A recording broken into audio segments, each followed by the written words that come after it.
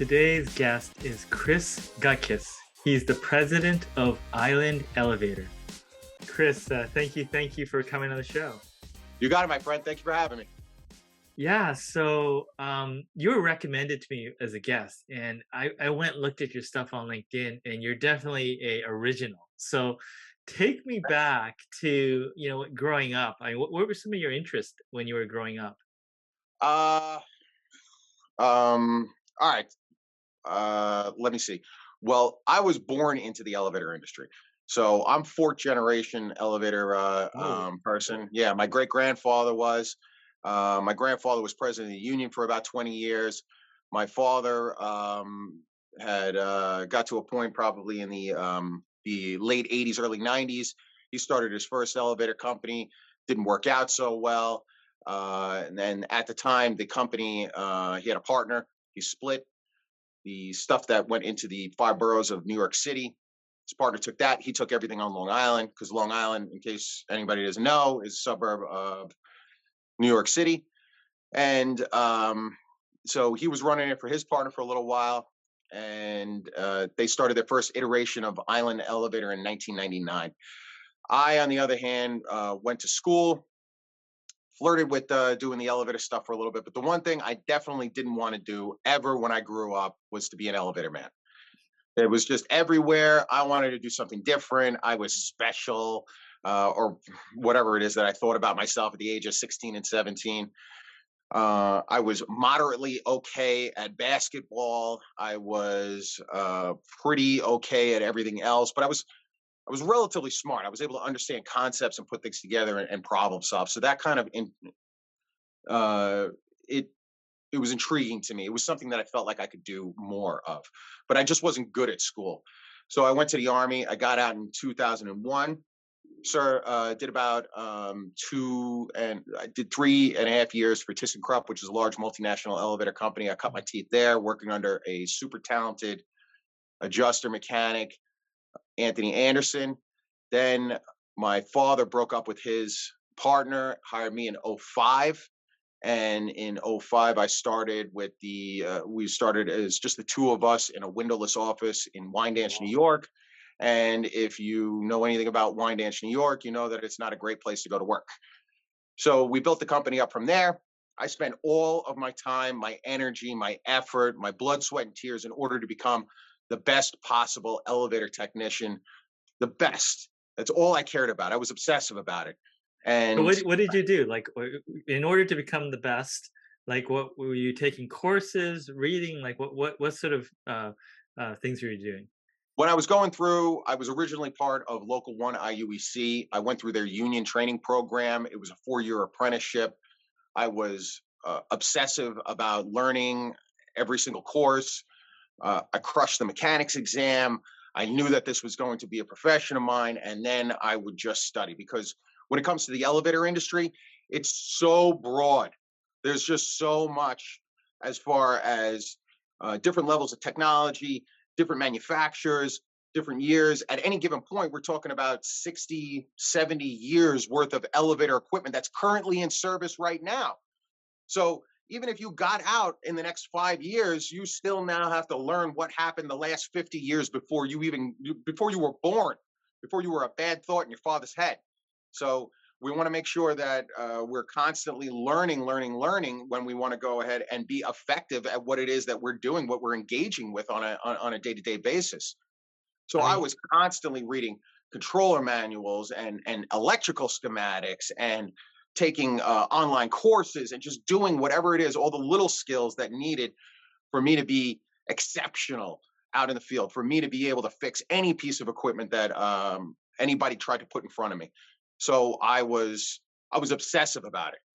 And then we got to the point where we started hiring people, and then I became obsessive about changing and teaching them how to be exceptional at engaging with all of these pieces of equipment. So it enriched me knowing that I didn't waste all of my time and all of my nights and all of that effort in order to just study and then hold on to that information. Because I look at information, I think I heard it from Tracy Morgan, where he said that information is like love. Excuse me, knowledge is like love. You can't take it with you. you got to give it to somebody else. So once I started to like really experience that gift of being able to hand somebody off something that I spent a lot of time and effort in order to be able to teach myself. And now I'm able to give them basically 6 months of effort and energy, and I can deliver that to you in 1 week's worth of training. So Mm. it's a beautiful thing. And then everything's good. We're starting to grow. And then boom, my father dies suddenly in 2016. And then now I become shotgun president. So that was a very wild and kind of scary and like weird transition because I had put all of my energy into becoming this one thing. And now all of these skills that I had developed over the first 12 years of my career were basically useless because I need to be able to work with people. I need to be able to understand financials. I need to be able to annotate and deliver and train on sales theory and marketing theory, not necessarily fixing elevators. I have to be able to delegate. I have to give the responsibility of taking care of the customers to somebody else so I can take care of the people that take care of the customers. And all of that time, all of those are completely, wildly, completely different skill sets that I haven't spent any time learning about. So now I got to learn about finance, sales, marketing, leadership, strategic thinking, entrepreneurial mindset. I mean, it's something completely different. I mean, I know that you're an entrepreneur, Tats, but for the rest of us that are kind of trained into the entrepreneurial mindset, it doesn't come naturally, right? I don't know too many people that came naturally at all. Oh, is that right?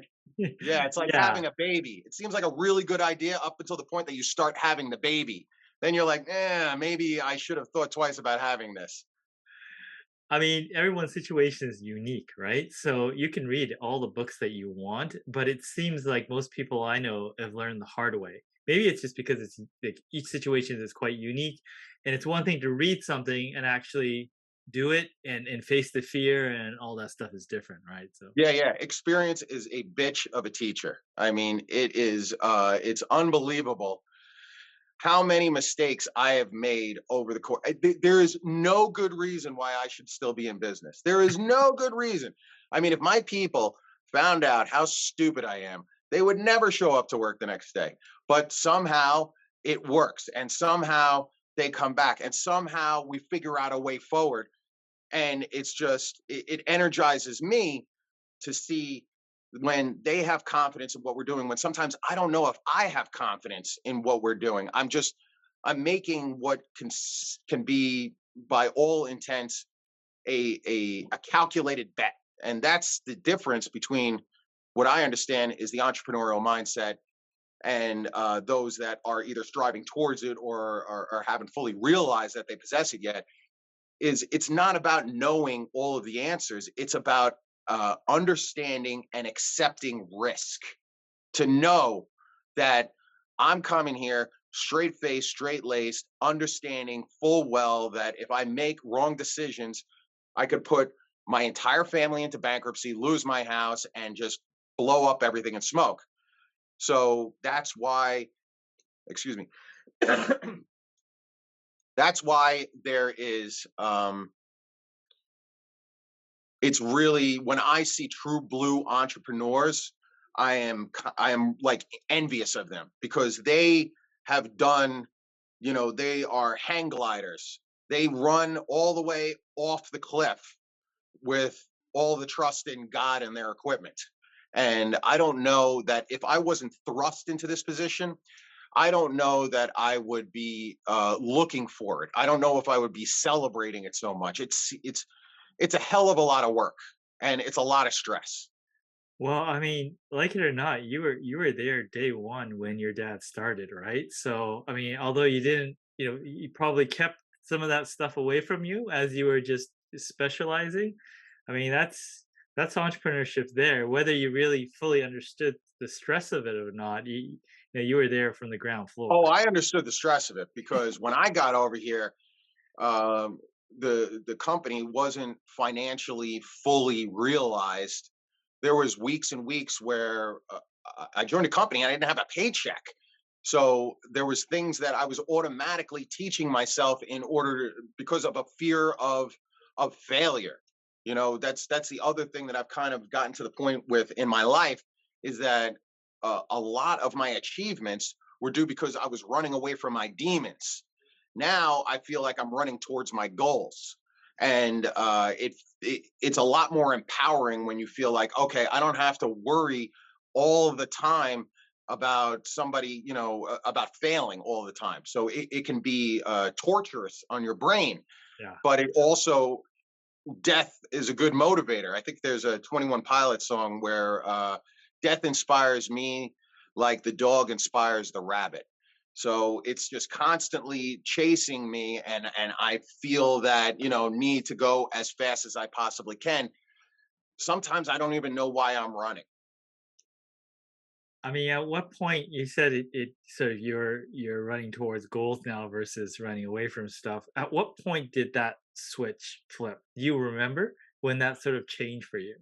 Yes, when I started to get some education, but that it started even before that. So I would say that the opportunity for me to be able to realize the switch happened when I first got sober. So when I stopped drinking because I had a drinking problem, that was 10 years ago. That's when I was able to see through the fog. Then I was able to start to develop myself a little bit better, and I started to feel a little bit more in control. And it's kind of funny how things work out in life.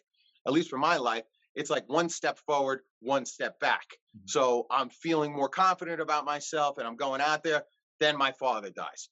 Now I've got to deal with all of this stuff that to be able to understand and move this company forward and keep it alive. And then we move into education, and I start to feel some education. So I went to a program. It was like a shotgun 4 or 5 month business training program called Goldman Sachs 10,000 Small Businesses. And I started to understand that. Now I started to feel like I was chasing after my goals instead of being chased by my demons. Then I finished that 2019. All right, hire my first salesman. 2020, boom, COVID. Now I'm back in survival mode. And I know that once we got through COVID, and that took probably about 18 months, 24 months before we actually started to settle down and feel like we had a sense of control and opportunity again, as opposed to we're all gonna die.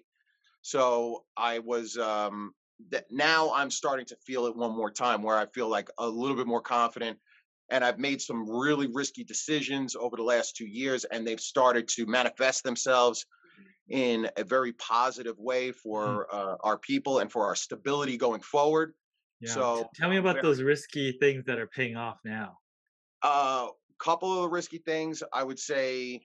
Well, I've had risky failures and then I've had risky successes. So risky failures, I would say risky successes is one of the things that we did was we started to pare down the amount of elevators that we actually have under service. So at a certain point, we kind of ballooned up to say like I would say 1,200 or 1,300 units, and then we pared down all of these high risk, low reward units, and now we're down to probably around 700 units. So Mm. that being said, the representative portion revenue wise of those units was probably somewhere in the range of 900,000 to $1 million. So when I turn to my team and I tell them, hey, listen, we're going to be walking away from all this revenue, but we're actually going to be a stronger company when we're done. People thought I was bananas. So, but that was a risk that they were willing to take with me. Another risk that my team like just energizes me by being able to take a risk with me is that we went through COVID. COVID was disastrous for us. We were losing tons of productivity. We were wildly inefficient, and people were out for weeks at a time. We just could not get out of our own way. And at a certain point, and we didn't lay off anybody during COVID. So we were like, boom, this is us. We're keeping the team together. And if we're going to go down, we're going to go down together. And what happened was we were starting to go down together. And at it, right around the beginning of 2021, I turned to my team and I said, listen, the problem with us is not that we're ineffective. It's the fact that we don't know who's going to come to work tomorrow because of this COVID.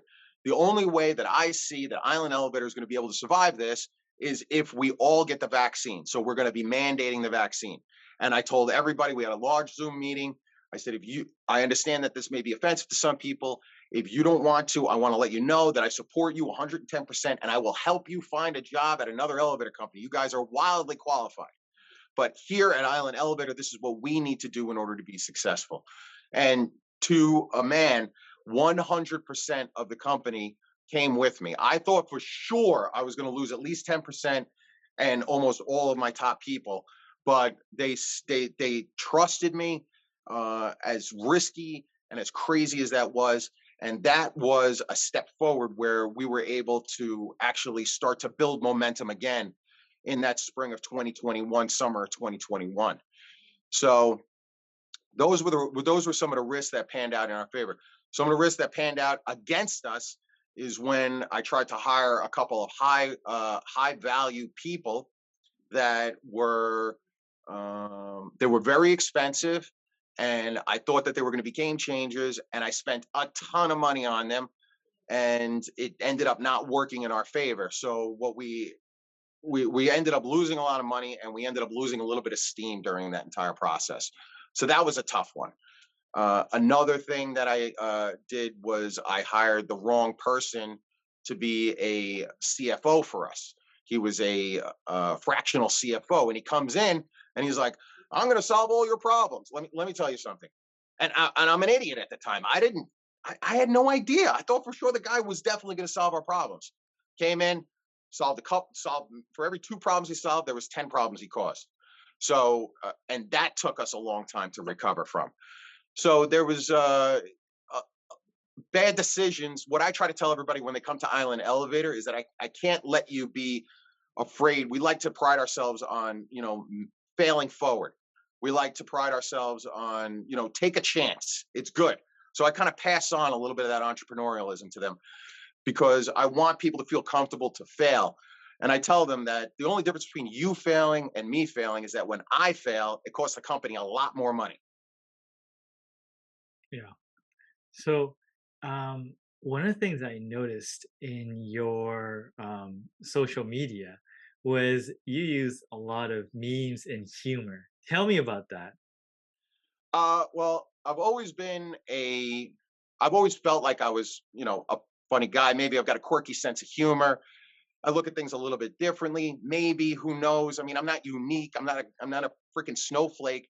But on the same note, I also possess this ability where I lack a little bit of a filter. So I'm able to say things that other people would be uncomfortable saying. So my wife, for example, hates going out in public with me because I'll just say things that are against the social contract. So having those two things work together for me kind of helped. And then I got into a position where, okay, now I'm up to the point in my personal and professional development where I've got to learn something about marketing. So I went out there and I started to curate all this information. And I used to I still listen to Chris Doe from the future, and I'm listening to Gary Vee, and I'm listening to Seth Godin, and they're all talking about messaging, and the other ones are talking about empathy, and then Gary Vee is talking about quality and quantity, and make sure that you're putting out a bunch of posts and all this other stuff. But the overarching theme is that you've got to be entertaining or educational or something else, right? But Inspiration. right. So I'm not going to be inspirational because sometimes I need inspiration. And I'm not going to be educational because it's kind of boring to me. So, and I've got a little bit of a um, sense of humor, and I think that I can be a little bit entertaining. So I just started doing, messing around. I downloaded an app and I started with the memes. But the whole thing with the memes is that it's just an expression of how I look at the world and my passion for the elevator industry. Like I love all things elevators now. It's the last thing that I ever wanted to do, but now I love doing it all the time and lots of observational and I see this and I see that. So as I'm doing the memes, it actually starts to get easier and easier. Like the first few were really rough. At first, I did like a couple of pictures. And then one time I mentioned or a couple of times I had mentioned a competitor's name in the meme. And then it was one of these big multinational elevator companies, and they sent me a cease and desist. Oh my God. And I I was was gonna like, "Are ask you you about that. kidding?" Yeah. Yeah. So I'll show you something. I love it. See, I framed it. That's my Oh, cease the and desist cease. So letter right yeah, there. for the podcast listeners, that's the cease and desist letter is Yeah. framed proudly, isn't it? All because of me. At the time, I had like 1,000 followers. I wrote one stupid thing, and now I've got some international lawyer telling me that I got to pipe down. And the chops on these guys. They were like, "Oh, you also have to make sure that you control all of your employees' social media accounts. Nobody can say anything about anything." I was like, "Are you drunk? This is the First Amendment, cuz I can't do anything about that." So that was my venture into it, and then since then it's just kind of like it turned out to be a more natural expression of how I kind of see the world through my eyes and through my industry. And I don't really have to work hard at it anymore. I think I usually sit down on a Saturday and I'll pump out maybe 10, 12 memes, and Wow. that'll last me for a couple of weeks. And then when I start to run low again, then I come back in and I pump a few more out, Wow. and So then I so just try walk to. me through your workflow. I mean, do you use an app or inspiration? Like, what do you Yeah, do? yeah, yeah. I use it's called Meme Generator Pro. I work off of an Android phone, and it's just hundreds of meme templates. So I just scroll through it and I look at it and I say, what is this picture? What is, because every picture has like an energy or a message to it. There's somebody in there and they're feeling discomfort.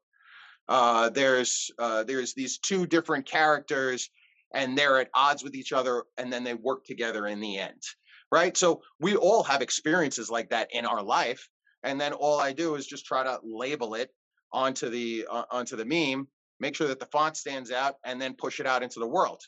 Now, I don't know if people like it. Now, some people like it because they haven't completely blocked me off of the platform, but I see how some other people's their feeds do.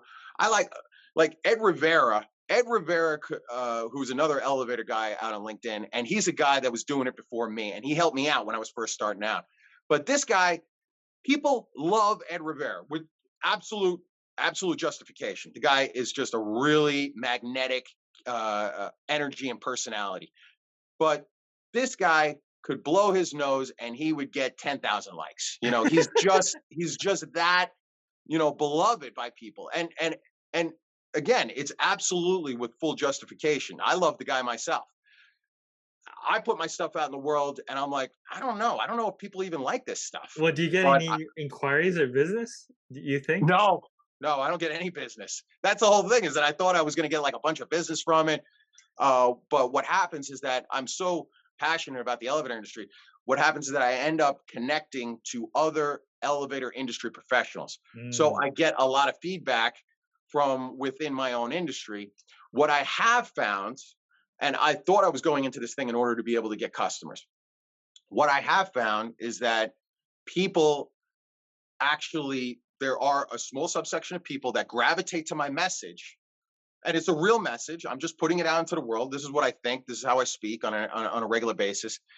And now I find that people want to work with Island Elevator. They want to help mm. to perpetuate the mission of Island Elevator, which honestly is, we get customers on a regular basis. So the being able to surround yourself and bring in people of similar values is way more valuable than a single customer, because one brand new team member, high energy, that believes what we believe and is trying to help us achieve the same things that we're trying to achieve, they're worth 1,000 customers. They're literally, they're probably worth closer to like 150 customers. But you see what I'm saying? Like, Yeah. and they're worth their weight in gold. So I don't think that it's had the effect that I had planned on having when I went out into the world, but it has had a positive effect in my life. And when I first started out, nobody knew Island Elevator. And I'm talking about people in New York. Like, I would show up to bid meetings and they would be like, "What company are you from?" And I'm like, "Island Elevator." They're like, "Never heard of you." And I'm like, "Oh, well, we've only been out there for like 20 years. They don't care." Because when it comes to the New York market, Long Island is really, really, really small subsect of the 80,000 elevators that are inside the five boroughs. So now what it has done also, it's been effective at raising our exposure. So more people know about us. Now, what is that worth? Who knows? But if more people have heard about us in the industry, and then a special subsection of those people want to come work for us, then that's a huge benefit, a benefit that I didn't anticipate. Yeah, for sure. Now, speaking about humor, the the elevator industry must be subjected to lots of, horrible or bad jokes, right? So, Yeah. being in the industry a long time, what's some of the worst ones you heard that you can repeat on a podcast? Uh, the worst joke is, hey, well, what do you do for a living? I'm in the elevator industry. Elevator industry, heard it's got a lot of ups and downs. Har, har, har, har. So that's, and everybody tells you the joke, and they all think that they're the first ones to tell you. And I've heard it so many times, it's bananas. So other than that, there's probably a bunch of really just completely wildly inappropriate things that we've said to each other, and I'd like to think that I've evolved beyond that. I'm not beyond it enough not to listen to it, but I am hoping that I'm beyond it enough not to repeat it.